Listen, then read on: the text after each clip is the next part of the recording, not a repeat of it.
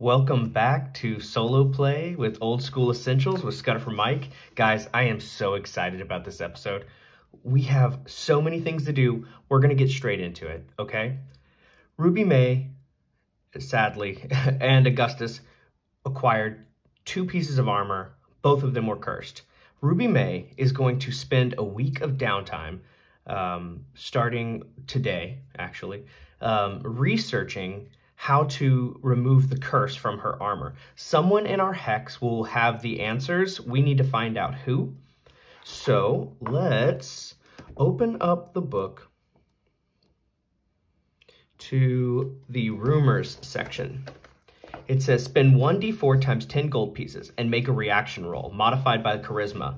Ruby May is not our charisma person, so it'll actually be at a -1. Not great, but we need somebody to do this. So we are going to do that reaction roll right now. We're just going to keep things moving really quickly because I have so much to do today and I really want to get into it. So let's see.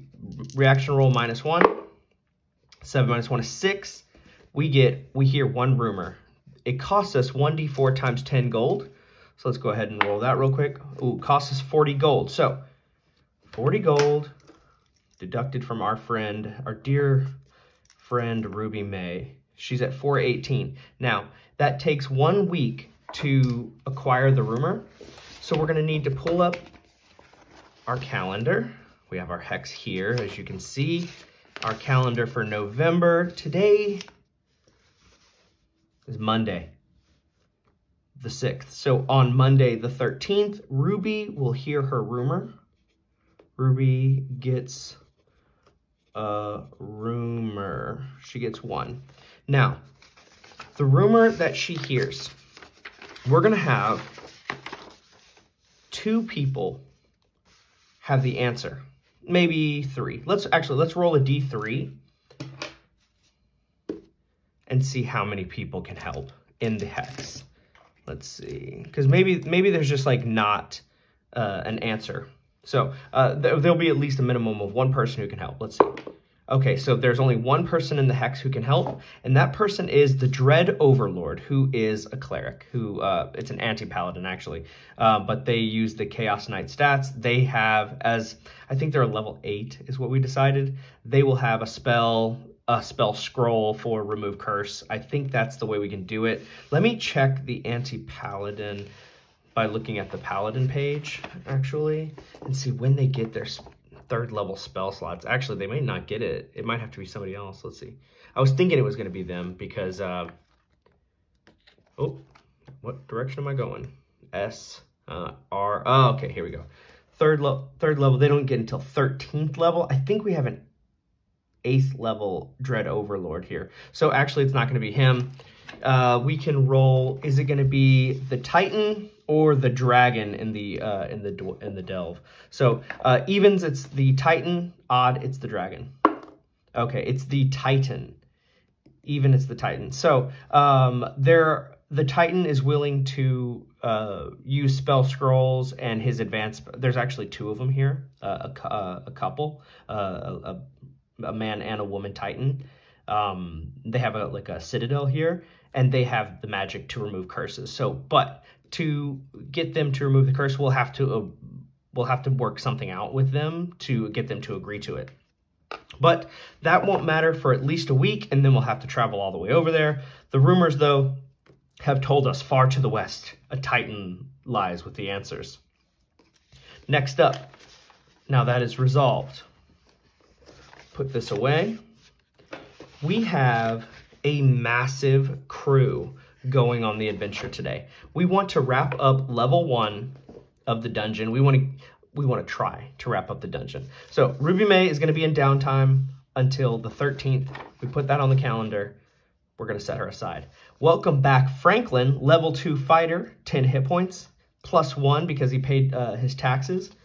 We're going to take Diamond, the dwarf, never been on a delve before. He's excited to come along. These will be our 2 frontline guys. We have Augustus and Godfrey on the 2nd line. Godfrey, as a paladin, is usually, we'd want them on the front line, but he actually has a decent dex And so we can put him on second line, and Augustus will be healing from the second line. Augustus has 2 spell slots now, I think. Oh, no, just one. Level 2. So he'll be preparing his heal wounds. Then we have Christoph, our newest character. He'll have a white character sheet. I'll roll the white dice for him. A magic user, a chaotic magic user with an 18 intelligence. We used the 3rd stat block that we rolled in the last session. We dropped the strength down to increase the intelligence by 1. That gives him 5 spells to start with. So we need to roll those spells. What 5 spells does he start with? We're going to roll a d12 5 times and just re-roll any repeats. So we're going to zip to the end of the book here. Well, not the very end, but to the spell section. Okay, here we go. This is it. All right. There's the cleric and druid spell list. Magic user. Okay. I'm going to write this down in ink as they come up. So let me break out my marker. And we're just going to roll a d12 5 times. First spell that he knows is ventriloquism. I'm just going to abbreviate because there's no other spell, ventril. Okay, then we have number 3, floating disc. Hey, I actually saw this in great effect in my players, in my buddies game. I have a group of foreign friends that we all play D&D together, and they were able to move a 5,000 coin throne using this floating disc. The next one, number 9, is read magic. Okay, yeah, it's good for spell scrolls, actually. Read magic. It's actually really good for spell scrolls. 12 we already have. 9 we already have. 2, detect magic. Okay. Magic. Okay, so that's 1, 2, 3, 4. One more with an 18. 7 is protection from evil. Okay. Protection from evil. I think we will take... What does protection from evil do exactly? Let me break out that magic user spell really quickly, just so we can have an idea what we're choosing. Is this? Yes. Protection from evil. Okay, 6 turns. That's a long time. The spell wards the caster from attacks by creatures of another alignment. So that would be lawful creatures. I probably won't take that one. The caster... Oh, but also neutral. +1 to saving throws against attacks or special abilities. Attacks against the caster at -1. I think instead we will take... We'll take read magic. And no, let's take ventriloquism. We're going to take ventriloquism. We can maybe do some tricks with it. Okay, that's what we're going to prepare. Ventriloquism. He can also speak the lizard folk, elvish, and kobold. He'll be in the middle. And then we have another new character, Keely. We rolled up Keely. Not great. 1 hit point, a bunch of minuses, nothing special, but, you know, a little plus on the dex. So we need another... we need another thief, and thieves usually never have a lot of hit points anyway, so I'm not too worried about that. And then we have our good friend El Randon. He'll be in the back with Keely, shooting his bow. And if you remember, we acquired a couple of magic items that weren't cursed. We got 2 potions. One was of control plants, which is situational, but the other was potion of growth, doubling the damage of whoever drinks it. And then we got 39 dusts of appearance. You can spray this in a 20 by 15 cone, and it will make anything that's invisible visible. Now, if you remember, there's a leprechaun lairing somewhere on level 1. What I'm going to do when we start, I'm going to roll up the location of the leprechaun's invisible lair, where he keeps himself invisible and hides all of his treasure. And then I'm going to roll the dice, and we're going to move randomly, because even though I know the location of the leprechaun, I don't want my PCs to know. I want to play it out and see how it would go. We will roll randomly and just start spraying this dust in every room until it's all used up, or we find the leprechaun. There's a couple of locations left to discover. in the Forgotten Tomb. We have 2 doors here, and then this one locked door over here. So we are going to probably start on this side over here just to finish up the map. And then from that point, we're going to start spraying the dust in every room all the way until over here. But we're going to roll randomly to see what room the leprechaun lairs in. And so far, we've got 24 rooms. And I think I have a D24. Let's see. Yeah, this is my D24. So let's see. Oh, there's also this little space over here. But just for the sake of like ease, well, you know.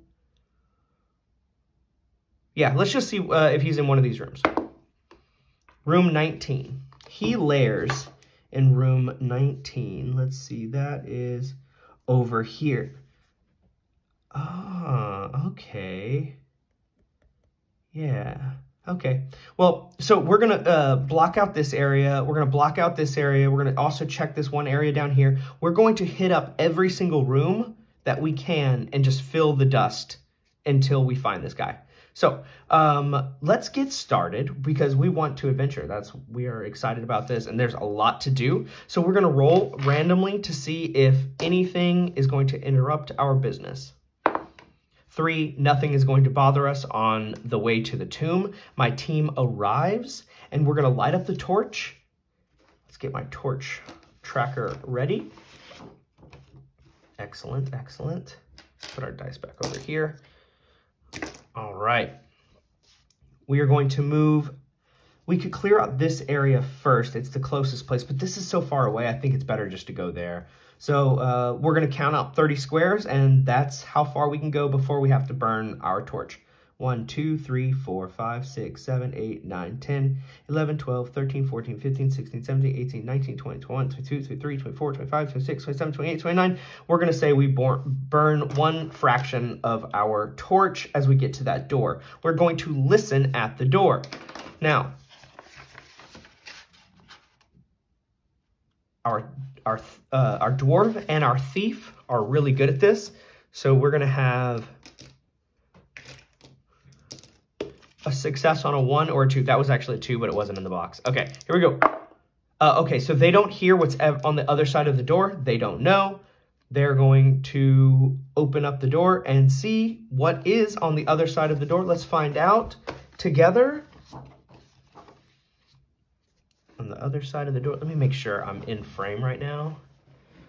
Just kind of, oh yeah, I got lots of room. Let's go ahead and just open this up a little bit so you guys can, it's not all bunched up and we'll have a lot of room for adventuring. Okay. All right, what's beyond the door? Roll a d20 to find out. For beyond the door, we have a passage. I'm going to just set my markers aside, grab a pencil out of here. Okay, beyond the door, we have a 20-foot passage that goes straight ahead. Here we go. Boop, boop. All right. After that, 16, we have a chamber. So, boop, right away. How big is our chamber? It's a 10. That is a rectangle 30 by 40.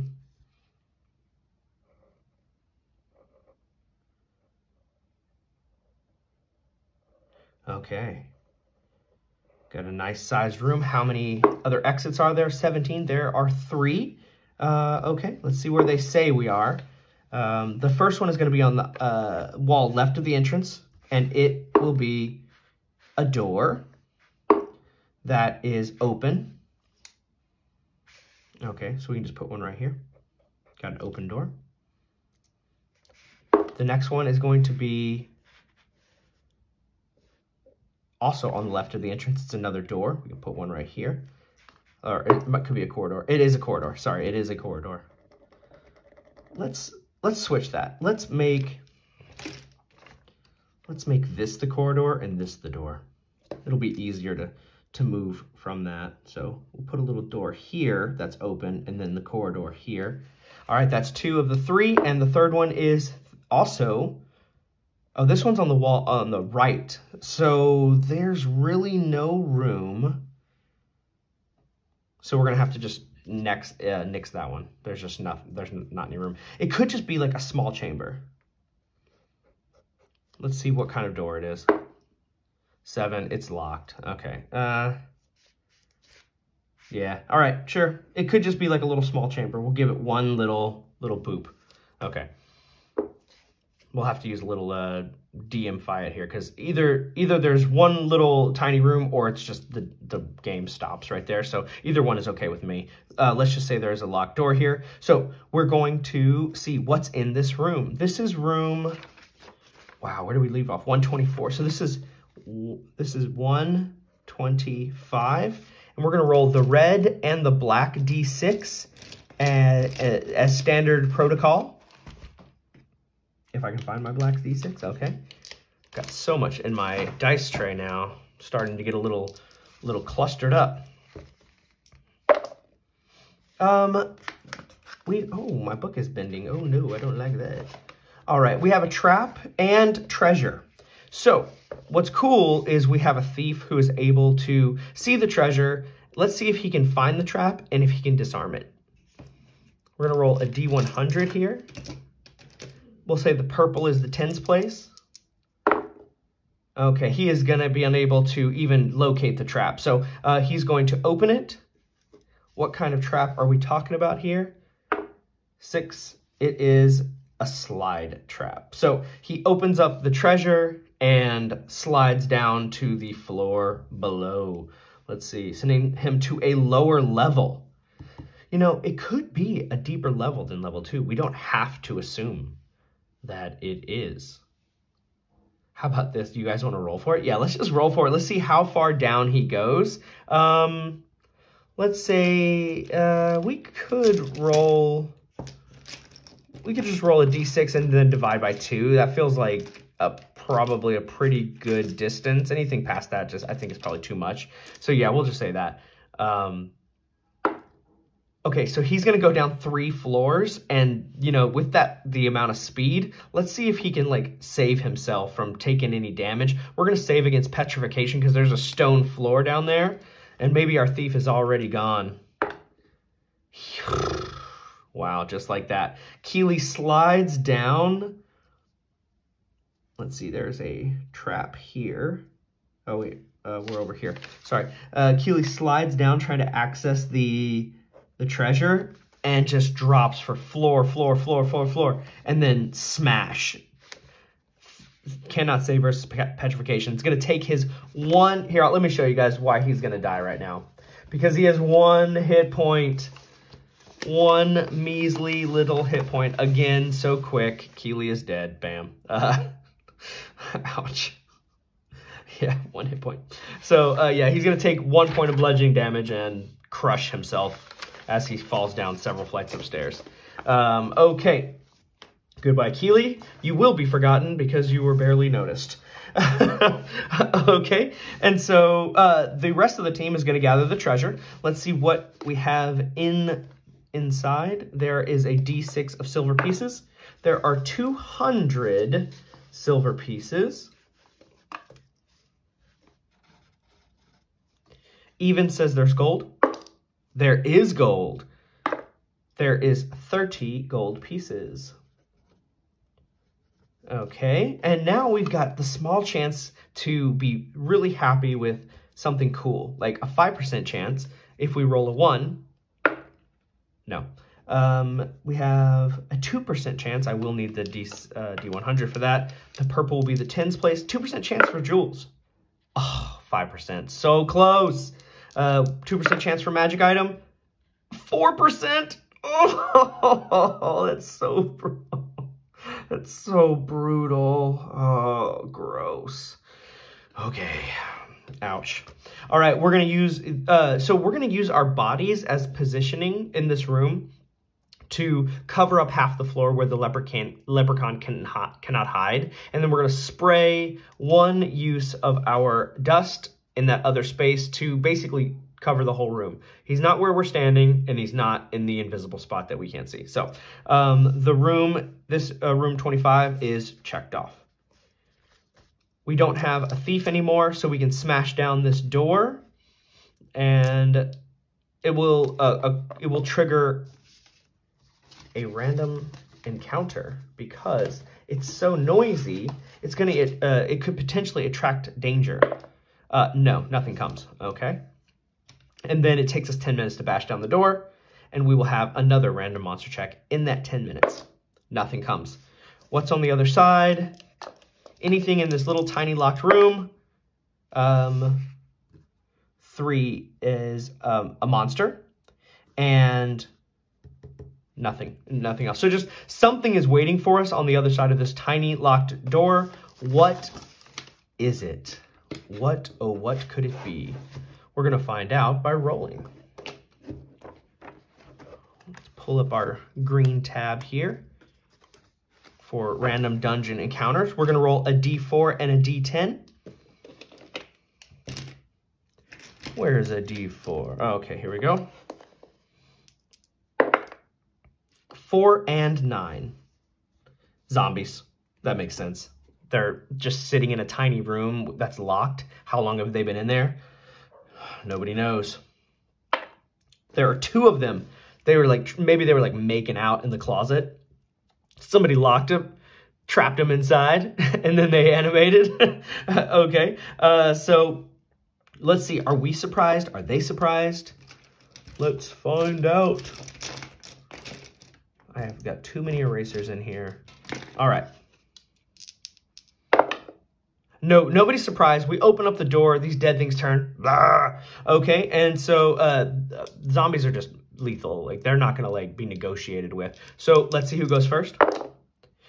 We go first. We are going to... we're going to be in formation. It's a tight little box, so we're going to make our ranged attacks. How many people do we have left alive? So our middle line, Kristoff, is going to be holding a torch. Oh, and so is Parforth.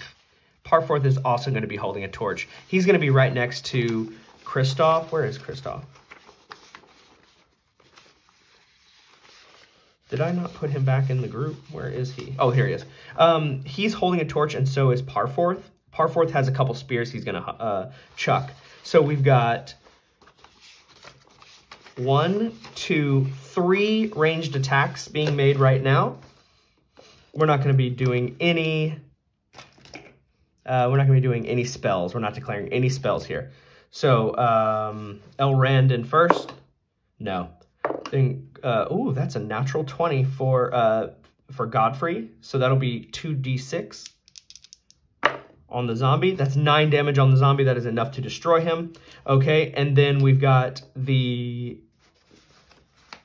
Then we've got Elrandon. He doesn't have a normal bonus, but since he paid his taxes, he gets a +1. Okay, 15. Now we actually have to look at the zombies.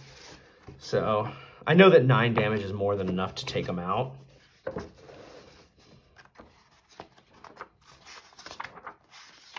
Oh, zombie. Okay. Yeah, 9 damage is the exact amount we need to take them out. So, okay. So, we have a 15 to hit. Their AC is 11. I don't know if you guys can see that. So, we actually do strike the zombies. Let's see the damage we do. 5 damage. Nice. Okay, then we're going to have some melee attacks.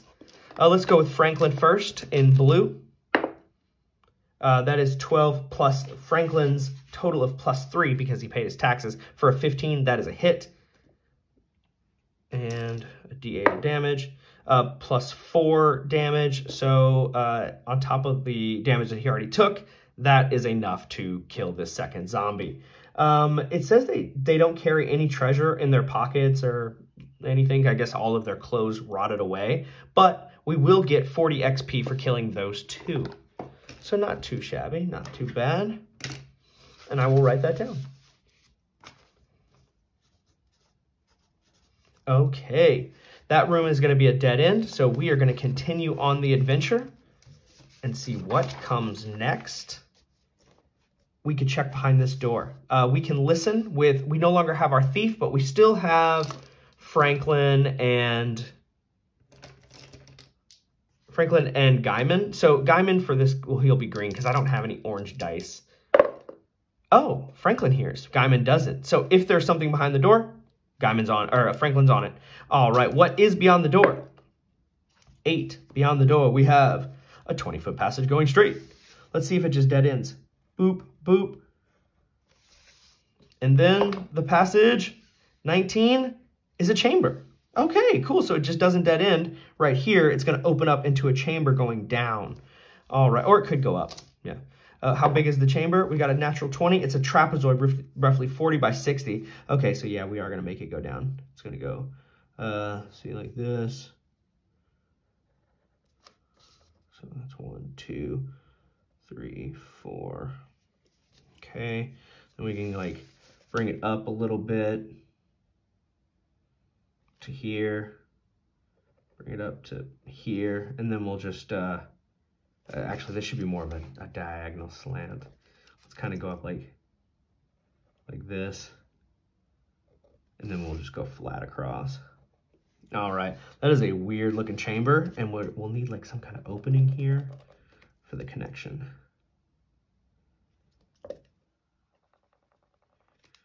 How about it goes down like this, and then it opens up right here, and it opens up right here. Okay, that is a weird looking room. All right, so how many, this is a big room, so we're gonna roll on chart number 2. How many entrances or exits are there? 18, of course, there's a million. There's 4. There are 4. Wow, okay. Let's start populating this this ridiculous chamber. Did I leave it open or closed? We need this open. We need this part open, yeah, okay. Oh, and this is gonna be closed. Okay. We got 4. The first exit is opposite the entrance. That's gonna be over here. Is it? It is a door. Is it open or closed? It is, 12 is locked. Man, we just lost our thief. Keeley lasted for 5 seconds. The next one is on the wall right of the entrance. Okay, so that'll be over here. Is it a passage? 19, it is a corridor. We could say comes off like this way. Yep. All right, and then we have 2. The wall opposite the entrance again, so we could have that, and then it's going to be 19, a corridor, so we could put it over here. Yeah, we'll just say it's right here. These diagonals mess me up. And then the last one is also, it's on the wall, same as the entrance. Well, there's no wall, same with the entrance. Okay. So then we'll just have to cut that one out. All right, so we have got a mess of chambers here. Oh, that means that over here we've got a room for sure, because there's just nothing there. It's just totally gonna be a room. All right, let's see about our torchlight. So we did 1, 2, 3, 4, 5, 6. 1, 2, 3, 4, 5, 6. Yeah, so that's 2 marks off of the torchlight. We need to generate a random monster check. 2, nothing's coming. Okay, so we've cleared out this area. Let's see if there's anything in here of note.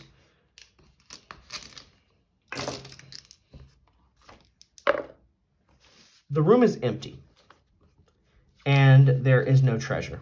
Okay, too bad. All right, that is room 126.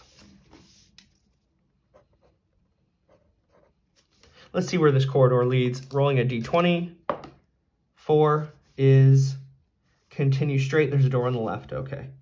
20 feet. Oh, you know, right here, it goes up against the wall, and then there's a door right here. Is the door... The door is 9, which means it is locked. So many locked doors. Okay. That's 1, 2, 3. That's half of another torchlight. Let's see if we can hear anything beyond the door.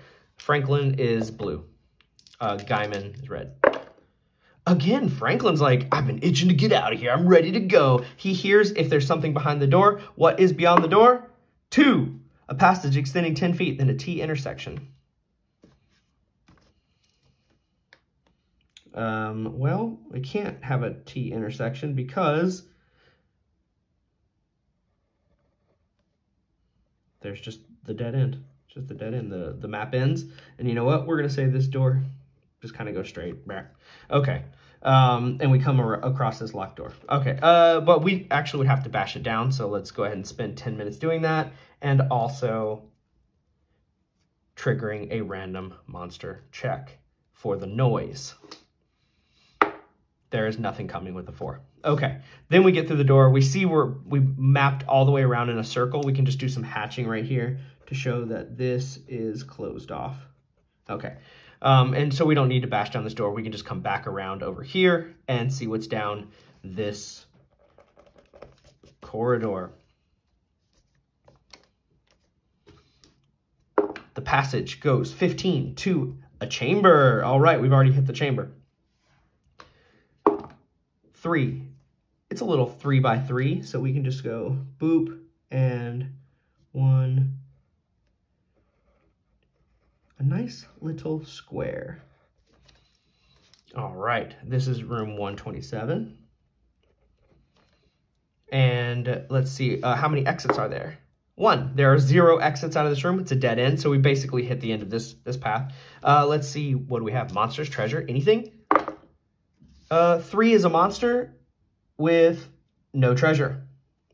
Uh-oh. All right, well. We need a D4 and a D10 to see what is this monster in the dead end. It's 4 and 8. Okay. Pull up the green tab. Go to page 132, 4, 8, wolves. There are wolves denning down here. What the mess? How many of them are there? There's 9 wolves. Oh no. These guys are so bad. This is bad news. How do they feel about us? 6. We do have a +1 to all NPC interactions. Let's see wolves. Oh no, guys. They're packs. I know that they're strong. I know that they are. I've gone through them before, just kind of like glancing at them, and just been absolutely terrified at their ability. Normal wolves, they're 11 HP each.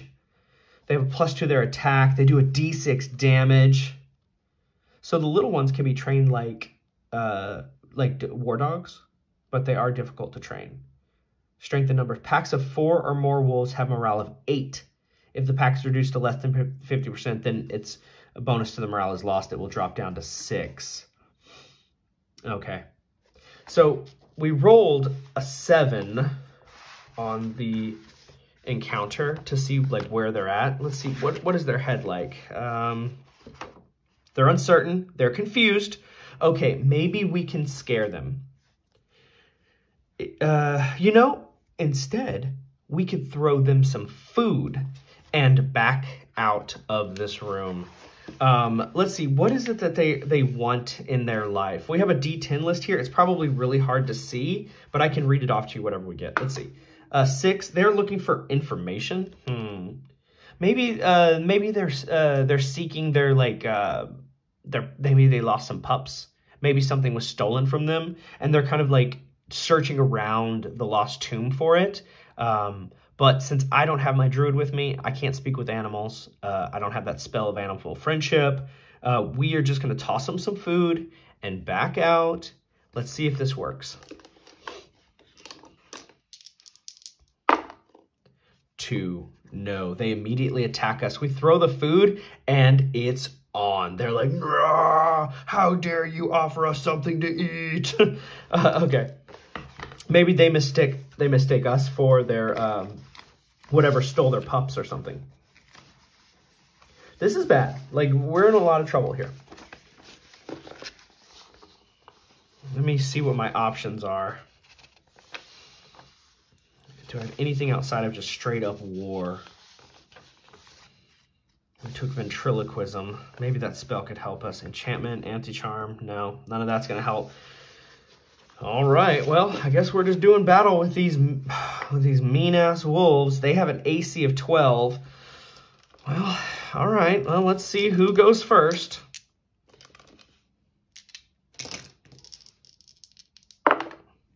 They do.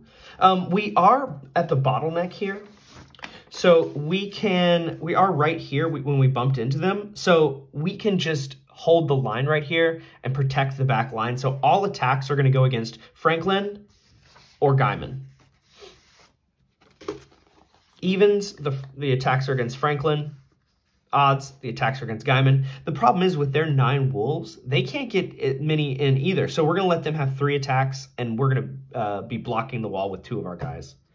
Okay, they can get 3 attacks in because they don't have range, but we do. So we can probably break them pretty quickly as long as they don't just murder us right now. So we're going to let them have 3 attacks. The first one even is, it's Guyman, and 1 against Franklin. The blue one will be against Franklin. We have misses all around. My boys have a very high AC. Even with the +2, that's not enough. Excellent, excellent, excellent. All right, now we are going to do 3 ranged attacks. We do just about as bad. Godfrey gets a +2. So this is a 15. That is a hit, but he's the only one who does. He hits one of the wolves for 6. Very nice. Since there's so many of them, I've realized it's kind of slow to roll up all of their hit points when there's that many. So we'll just take the standard, which means that they're all going to have 11. Okay. And then we've got 2 melee attacks. Blue is Franklin. All right, they're both going to hit there. 2d8 damage. All right. The first one... that's 12. That's enough to kill 1 wolf. Now the second wolf, this is with Guyman. Oh, sorry, with Franklin's damage. That is... He has 9 damage. So he just did 9. Nice. He did 9 damage against the second one. And then we're going to go to the top of the round. They lost 1 wolf. Let's see if they can make their morale check. Oh, first, who goes first? We will go first. So we'll just start with our attacks. This is Godfrey, this is Elrond, and this will be Parforth. Looks like Godfrey with the 19 and Parforth with the Z. That's a hit. Okay, Parforth got the hit. Okay, so let's see Parforth's damage. That's just 1. That puts him at 10. That wolf is still alive. And then we got Theros' damage, or poor Theros, he's gone. Godfrey's damage, that's enough to kill the second wolf. Then we have 2 melee attacks. Franklin will hit. This is the 3rd wolf in their front line for a total of 4 damage. Okay, it's their turn. They've lost 2 of their wolves. They need an 8 or lower to stay in the fight. They stay in the fight. That's too bad. Okay, and then it's the beast's turn. 2 more are going to move up. And then there's the wounded one that has 4 damage on him. Okay. Let's see if these 3, if it's evens, it's Franklin. So Guyman, Franklin. All right. Blue and the red will be against Franklin. 2, 2, and 10. 12 is a miss. So they keep jumping and snapping at my boys, but my boys are like holding up their shields and like driving their spears into these creatures and their swords. Let's see, top of the round. They go first again. 1 against Guyman, 2 against Guyman, 3 against Guyman. All 3 attacks against Guyman. Guyman has an AC of 15. 14, 14. Oh, that is so awesome. They all 3 missed. Okay, and then my guys get to make an attack. Natural 20. That is a 13 with Godfrey. That is a hit. So we've got 2d6 for the natural 20.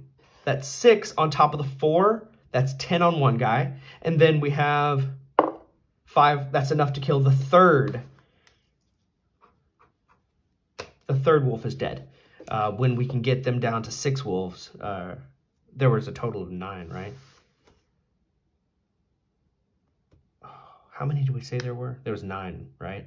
Oh, I think there was 9. Okay, yeah, when we get them down to, when we kill 5 of their wolves. All right, then we've got 2 melee attacks. This one's less good. Oh, but yeah, okay. Actually, Gaiman gets a hit in because he has a +2 to his attack, +2 to his damage. Okay. That's just 3 damage on the 4th wolf. Okay, we're getting closer.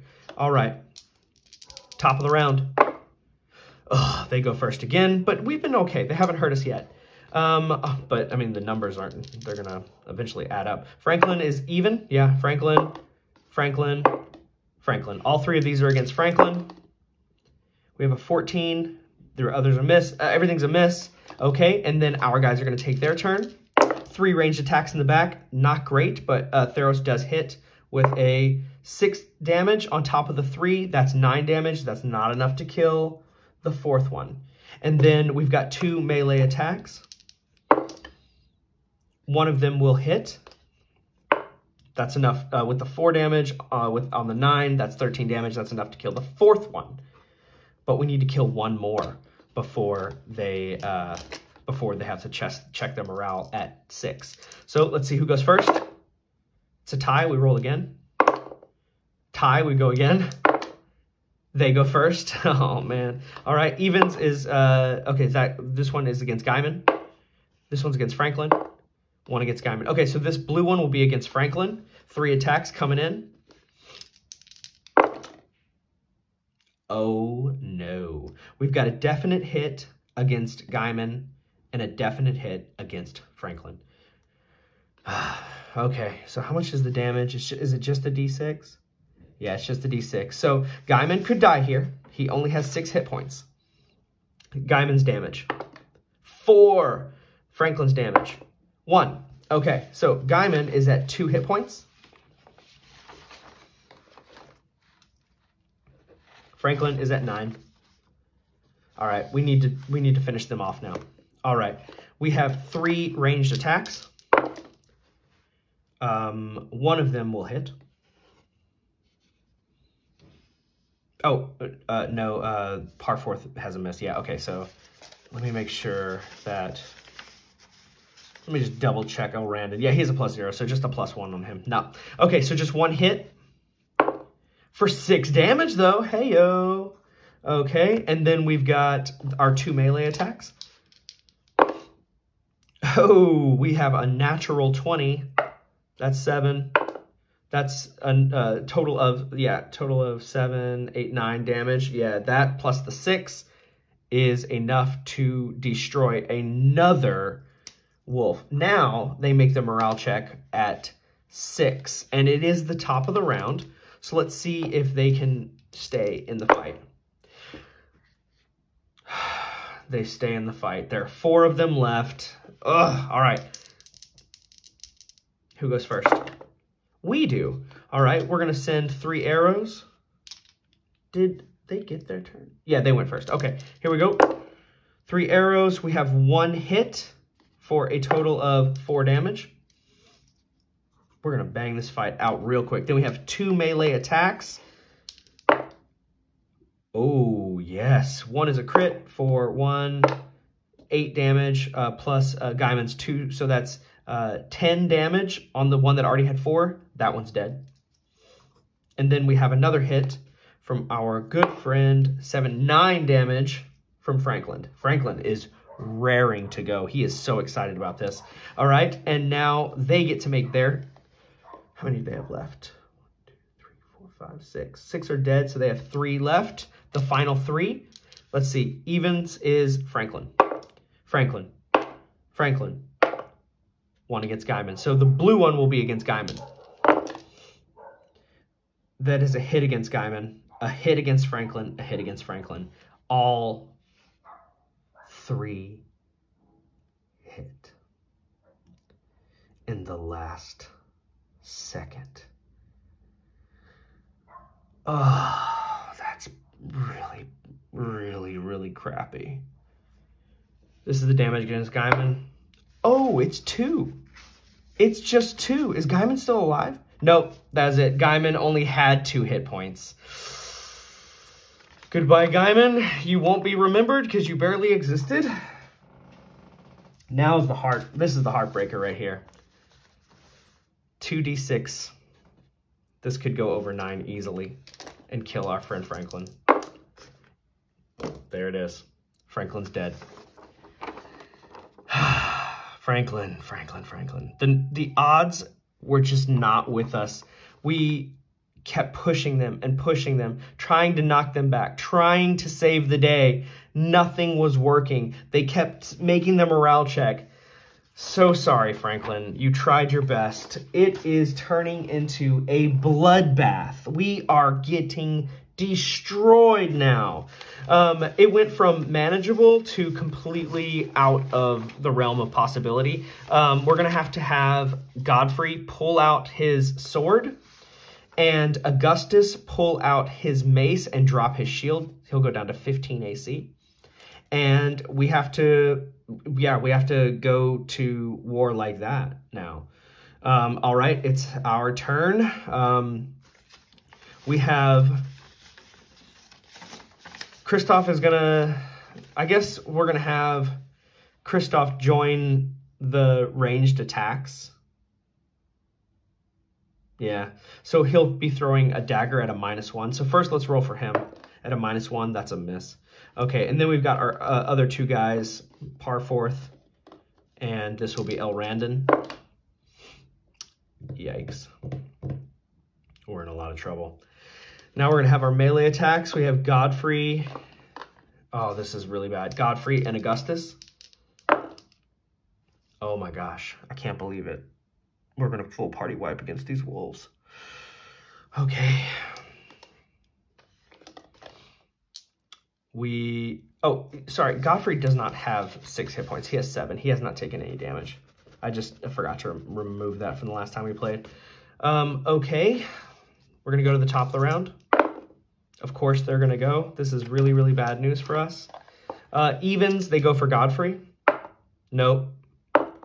Yes. Yes. Okay, 2 of these attacks are against Godfrey.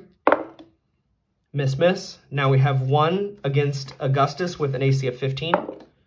That is going to hit Augustus for 5 damage. He is at 2 hit points.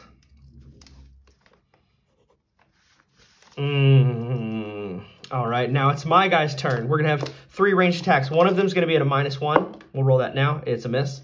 Then we have 2 arrow attacks. Parforth is going to hit for 2 damage.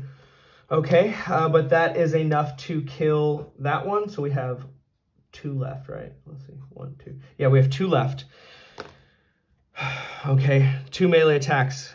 Godfrey and Augustus. This is at a +1, so that's a 13. This is at a +1 because of taxes. Heyo, 2 hits. So we got a D6 on one of them. That's 5 damage on one, and then a D8 on another one.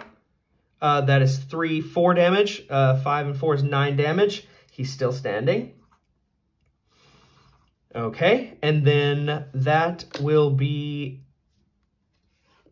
the turn. We're going to go to the top of the round. I'm going to declare a heal spell from Augustus on himself.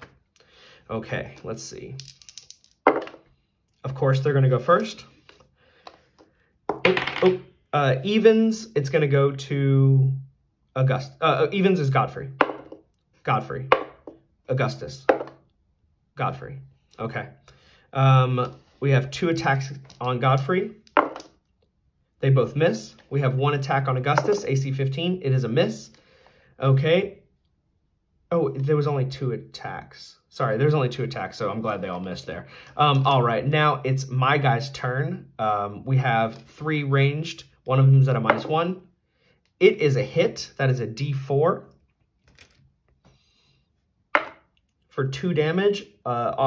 He had 9, so 2 + 9, 11. All right, there's only 1 wolf left. There's only 1 wolf left. Okay, we have another 2 ranged attacks. Parforth hits. The 11 is a miss, though. 4 damage on the last wolf.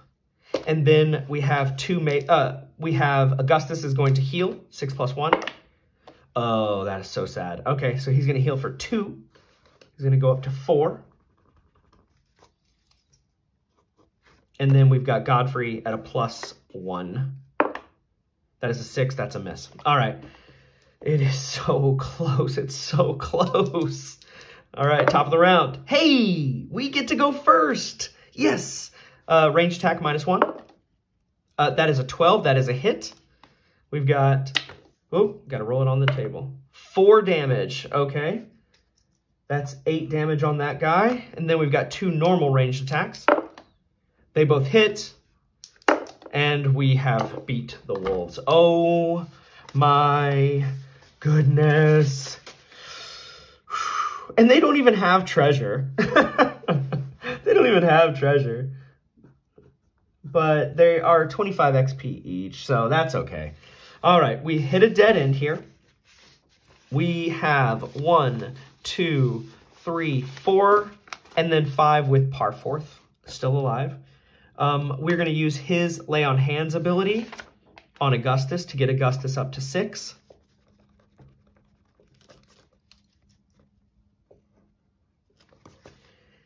And the AC, we're going to keep him at 15 for now with a mace in hand because we need damage.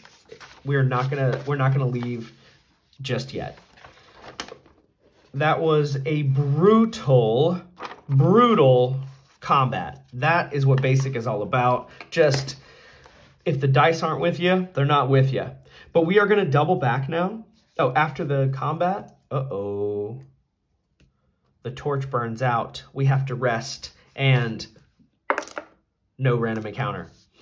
We're going to double back now. 1, 2, 3, 4, 5, 6, 7, 8, 9, 10, 11, 12, 13, 14, 15, 16, 17, 18, 19, 20, 21, 22. And we're going to see, where does that passage lead? 14 is, it goes straight and then it turns to the right and goes 10 feet. 1, 2, and then it cuts right, goes 10 feet. And then we've got 3. Goes straight and for 20 feet, which is exactly right. Then there's a door on the right. Okay, so we'll just say right here. And there could be a secret door here. We'll say a 1 in 10 chance. There's a secret door there. On a 0. No. Okay, that's just a dead end. 1, 2, 3, 4, 5, 6. That is another mark off our new torch, our second torch. So much has happened. So much has happened.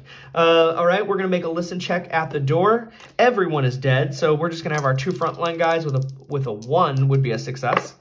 No, we don't know what's beyond the door. What is beyond the door? 17. Beyond the door is a chamber. Okay, how big is our chamber here? It's a 2. It's just a little 20 by 20. Little boop, boop, boop door. Little tiny guy. Okay, and then are there any ways out? 13, it says there's 2. The first one is the wall left of the entrance. So there's a little white spot right here. It is a door. Okay. And 12 to the wall left of the entrance. Okay, so there's 2 doors. Oh, are the doors locked? Let's see. The first one is stuck. We actually can break that one open pretty easily. And then the next one is locked. Okay. What's in this room? Black and red. The room is empty. There is no treasure. Behind the open door, or the stuck door, well, we're going to make a listen check. Success on a 1. We can hear whatever's there. We won't be surprised. What is beyond the door? It says it's a passage, but there's just nothing there. So it's going to have to be two little rooms. We'll just say they're 2 tiny rooms and just call this quits. So what's in this tiny room? 4 and 1. It is a monster with treasure. 4 and 1, monster and treasure on the stuck door. So we can hear the monster on the other side. Let's see if we can smash open the door on a 3 and 6 chance and surprise it. We do. We smash open the door. We know it's there. Whatever's on the other side, it could be surprised. It is not. It is not surprised. And let's see what is on the other side of that door. It could be the leprechaun. There's always a chance it could be the leprechaun. but it's a very small chance. All right, a D4 and a D10. Let's go. 2 and 3. Goblins. Okay, there's some goblins over there. There's 2D4 of them. 2D4 goblins. Let's see. There are 6 of them. Okay, sniveling little goblins. Okay, let's see. How are they feeling? 10. They're like, oh, please. Oh, thank you. You helped us out. You got us out of there. And we're like, hey, yeah, we got you out of there. Give us some of your treasure. No, oh, yeah, we say we got you out. Now, yeah, you guys get out of here. And we try to, like, we bow ourselves up. And they're like, oh, thank you, thank you, thank you. And they run away because they got an 11, actually, because with Augustus. So they're, like, more than willing to negotiate and just be grateful. Let's see what's on the other side of this other locked door. Right here. And this will wrap up the space. We have to smash down the door. That will take 10 minutes. And necessitate 2 random monster checks. No and no. All right. What's on the other side of the door? What's in the room? Oh, there was treasure in that room. There was treasure in that other room. I forgot to roll on that. Here we have an empty room with no treasure. But there was treasure in that little goblin room. Man, maybe they just like dropped their treasure. Let's see, a D6 of silver. I did get treasure in that room, right? I feel like there was treasure. I remember there being treasure. We can go back on the rewatch, and if there wasn't, I'll just subtract that off of the gold that we roll right now. There is a D6. Oh, there's 100 silver pieces. Even say gold. There is gold. There is 60 gold pieces, 60 GP. Very nice. Okay. There is a 5% chance of gems. No. If we're going to roll this, I should actually switch to my blue. Okay. There is a 2% chance of jewelry. No. 2% chance of magic item. No. Okay. Now, if we don't come across the last of the gullygugs over here or over here, one of them will be the gullygug lair. One of them will be. Okay, so we've used 1, 2, 3, 4, 5, 6 uses of our the dust of appearance. And then we're going to double back and we're going to roll, we're going to burn off some of our torch as we go 30. Let's see.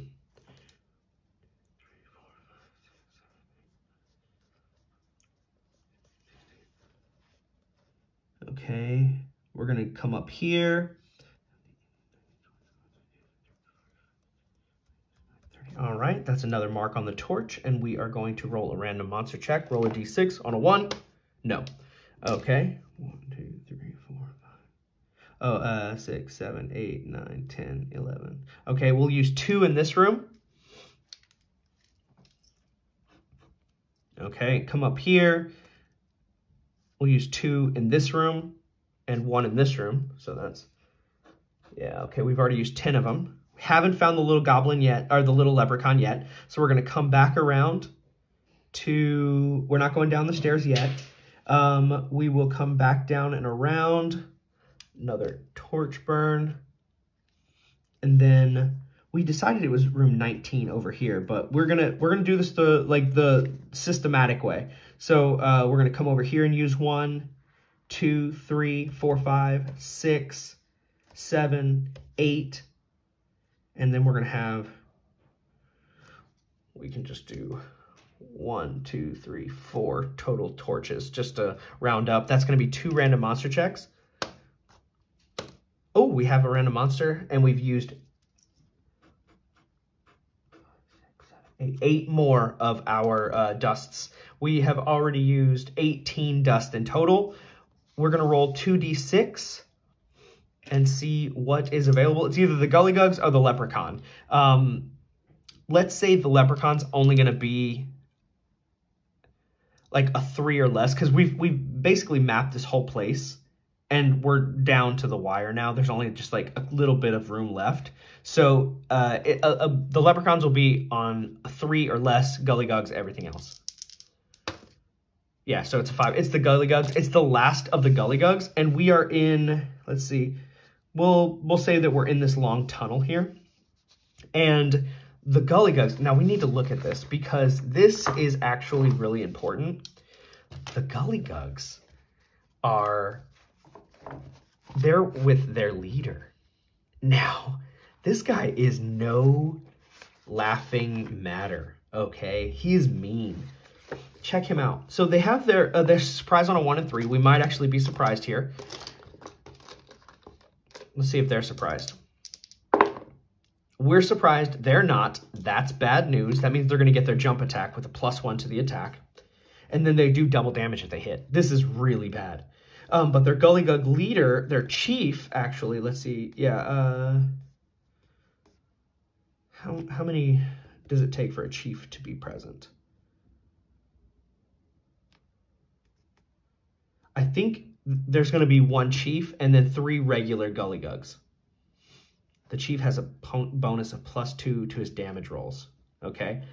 They're going to be able to get, in a hallway that narrow, I will let them have 3 jump attacks at +1. If they land, they get double damage. We are surprised, but this is for a lot of treasure. This is for a junk load of treasure. So they make 3 attacks. If it's even, it's against Godfrey. That's against poor Augustus. All 3 of these are against Augustus at a +1.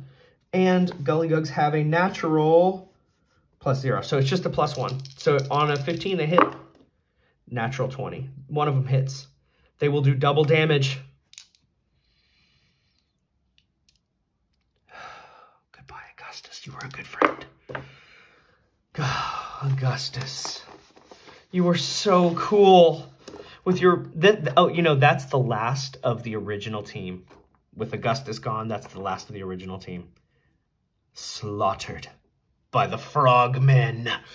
The wolves, the frogmen, everybody. This has been brutal. Now we need to see if Parforth cuts tail and run. He was at an 8. He runs. He bolts, leaving just 3 folks. Oh, I didn't roll their...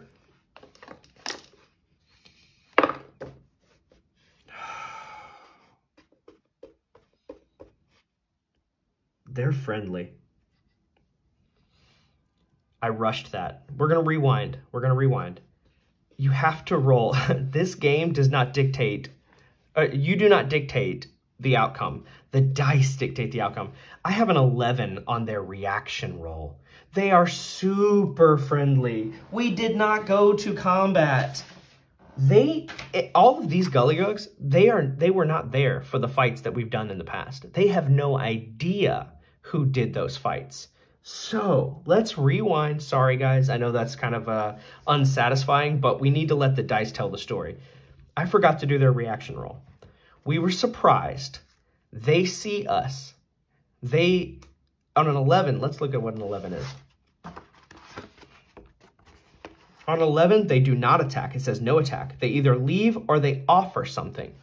Now, I'm going to say that they will offer a fraction of their reward if we can help them track down the murderers of their people. And do you know what we're going to do? We're going to blame it on those goblins that we saw before. Now, let's see if they buy that. We're like, oh yeah, we know for sure it was the goblins. They attacked our people too. Let's see if we can get them to buy that. 5, with the 6, that's actually, they're confused, they're uncertain. We're like, look, trust us. It was them for sure. A 6 is uncertain, confused. It was them. We have the proof. They killed a bunch of our guys, and we'll like, Oh, we could say it's the wolves too. Or like if it wasn't the goblins, it was the wolves, which the wolves are the goblins' pets. You know they breed those things. You know that they ride them in battle. It was either the goblins or it was their wolves. And now let's see if they think it's the wolves. No, they're starting to think that we lied to them. Now they're hostile. Now they feel like we're manipulating them. They're seeing through our tricks. And so what we're going to do is we're going to go to combat. Yeah, now we have to. Now it is a fight because the dice said so now. So the first round, in the first round, we are going to, we don't have any extra spells, like that's that. Everything's been used up. Elrandon, oh, he has enchantment. Let's look that up. Let's look that up. It's not too late. As we're having that conversation, we talked about the goblins. We talked about the wolves. Let's see what the bard feature does. This could be huge. Enchantment. By playing music and singing, the bard can fascinate subjects in a 30-yard radius. This ability does not function in combat. So this is while we're having the conversation. A number of subjects up to 2 HD of creatures per level of the bard are affected. Okay, but I think this guy's too big. The bard may choose to target a specific individual or a group, in which case the affected individuals are determined randomly. Types of subject. At first level, the bard can fascinate people, or persons is what it says. And these are frog people. Up to 2 HD per level. I could get 2 of his little frog people. Each subject must save versus spells or be fascinated. Wrapped. They're fascinated. The subject's attention is fully bent on the bard's performance as long as it lasts, as long as it continues. Follow. They may walk while playing. Fascinated subject will follow. Interruptions. If the performance is interrupted by a loud noise or violence, the fascination ends immediately. If the bard performs for at least 1 turn, and the performance ends without interruption, fascinated subjects may be placed under a deeper charm. Each subject must make another save versus spells with a +2 bonus, or be charmed for 1 turn per level of the bard. Friendship. They would regard the bard as a friend. If they share a language, which they don't, they'll follow his commands, but they'll see him as a friend. They won't do anything that contradicts their nature, and they won't kill themselves. So here's what we could do. We are down here. There's this trap down here. I think it was like, I don't remember what this trap was, actually. I didn't write it down, and I must have erased what it was. But we're over here. No, wait, we're over here. Okay, yeah, we're here. Where could we walk them? We could walk with them for 10 minutes. Well, actually, they'll just follow us, and we could drop them down the 20-foot pit. We could just like walk him, and then he just like jumps over it, and then they just follow him. So we're somewhere over here. So let's see if we can get there. 1, 2, 3, 4, 5, 6, 7, 8, 9, 10, 11, 12, 13, 14, 15, 16, 17, 18, 19, 20, 21, 22, 23, 24, 25, 26, 27, 28, 29, 30. Okay, so we only need to make 1 check. 1 random monster check, actually, because the torch will burn. It'll be a random monster check. We're going to guide them to that pit trap and just watch them fall for 20 feet. And then we can shoot them with arrows at the bottom and then get their treasure out. This is actually a really good feature, but I can only get, it says, a number up to 2 HD of creatures per level of the bard are affected. And he's just a level 1. So I can get 2 guys to follow me, and we'll just walk off. And I'll play music, and as I'm doing that, that's going to irritate the boss. The boss is not going to fall for this trick, and his most loyal subject is also not going to fall for it. It's going to be 2 guys. The other 2 are going to go with Elrandon, and he's going to go drop them off at the pit. But he's going off by himself. He gets there, and he'll be able to get back safely. All right, so Elrandon is going off on the dark. He's just going to play his little, like, I don't know, maybe he's got like a triangle or like a little flute. and he's going to walk off in the dark holding a torch, playing his flute with 2 of these frog people following him. That is going to piss off the frog lord, and we're going to have to wrap up after this. The frog lord gets pissed. We're going to go to combat now. I'm cheesing it a little bit, but that I think is really fun, and I haven't had a chance to use the bard feature. So yeah, he's going to whistle off into the darkness with 2 guys. The frog guy's like, stop, stop. Your king tells you to stop. And they're like, no, we must follow. We're enraptured. And then it's going to go to a combat. The Gullygug leader has 15 hit points. And his little friend has 4. Elrandon is out of the fight. Parforth is still in it. Elrandon is going to go for a walk. Parforth is still in it. So Parforth and Kristoff will be doing ranged attacks, Augustus and Godfrey up front. Let's go. Okay, who's up first? They are. The first one is going to be, Evens is against Godfrey. Yes, and then the second one is against Augustus. Okay, first attack is the leader against Godfrey.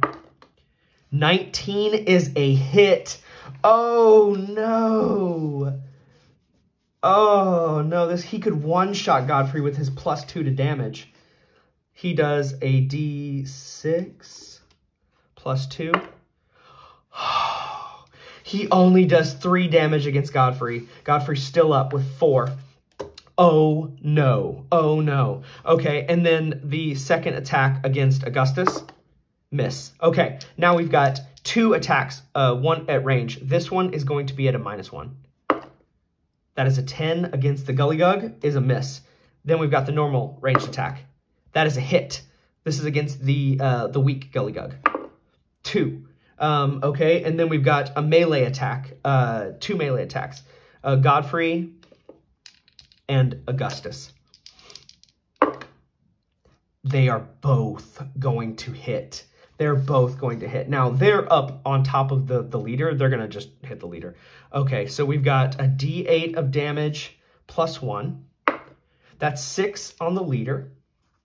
And then we've got a D6 +1. Is that right? No, a D6 +0. 3 on the leader. So we're at 9 damage on the leader, 4 on his little friend. And then it goes to the top of the round. Is there any... Oh, let's see. Is there any... I have ventriloquism. No, not going to do it. That's not going to help. Okay, top of the round. It's close. It's a tie. We have to go again. It's a tie. We have to go again. We go first. All right, our ranged attack, -1. 16 is a hit. Let's go ahead and just kill the... we need to kill the leader, I think, at this point. So we have a D4 of damage. That's just 1 point of damage on him. That's okay. He's at 10. He has 5 hit points left. Now the regular ranged attack. 16 is a hit. That is 4 damage. He's at 1 hit point. Oh my gosh, he has 1 hit point. All right, and then we've got 2 melee. Natural 20 from Godfrey. That is going to be 4 damage on the leader, chopping off his head. There's just the 1 guy left. It's his turn. He's going to make a morale check. He runs. He flies away. And guess what? Oh my gosh. I thought we almost lost Augustus. I think we're going to wrap with that. But as we said before, that will be the remaining bit of the treasure, which is 1,500. I actually wrote it down. It's 1,560 gold pieces. I'm going to write that down. We're going to also we're going to roll up the magic items that he has in his hoard as well, because we need to introduce some more magic items in the world. 1,560 GP. We're going to do that really quickly, and then we're going to wrap up, guys. I know that it's been a long one, but man, that was so exciting. Elrandon comes back. He's like, yeah, I just dropped those 2 dudes in the hole, and they dropped down the pit. Yeah, they died. They only had 4 hit points, and they take 2d6 damage from fall, so we'll just say that they get trapped down there if they're not dead. Let's roll their treasure. Oh my gosh, I can't believe it. So the Gullygugs have treasure type D. they're going to have some kind of magic item on them. And I'm going to roll it really quickly, guys. I'm sorry. It's been such a long episode. I know. But, man, that was so exciting. Okay, treasure type D. Let's go. We have all the gold. We took the gold already. But there's 2 magic items plus a potion. Let's go. All right. D100 for the first magic item. Let's see. The blue is the tens place. We have a 15. It is a miscellaneous item. Then we have 79 is a sword. So we have a miscellaneous item. We have a sword, and then a potion. All right. Let's turn here. First we have miscellaneous items. D4. What is it going to be? Which table do we use? We use table number 1, and then we roll a D100 on it. 15. That's a lot of 15s. A bag of holding.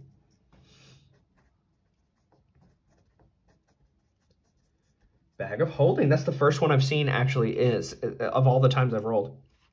Now we have a sword. Hopefully this isn't one of those like really complicated swords to roll, because they can be a huge pain. We're also going to be rolling for a potion, and if we hit potion first, we will go ahead and just roll up the potion real quick. D100. That's a 49. The potion is a potion of gaseous form. Gas form. Okay, and then we have a sword. Is it a cursed sword? It better not be, because everything else has been cursed. Okay, sword. We're in the stabs and wands section. Scrolls and maps. Swords. Here we go. Roll a D100 on this bad boy. Blue is the tens place. 50 even is +1 sword, +3 versus undead. Okay. +1, +3 versus undead. Now, guys, if you can help me, let's come up with a really cool name for this undead slaying sword. Okay, that has been a long session, guys. I know it's been crazy. I will do up all the calculations. It was a slaughter. We lost so many friends, but hopefully some of that gold will bump some people into level 2. We still did not find the leprechaun. We still didn't find him, the little turd. He's still hiding. So, guys, thanks for watching. Hit like and subscribe if you want to see more from Scudder for Mike. I had a blast. Have a good night. I'll see you soon. Bye-bye.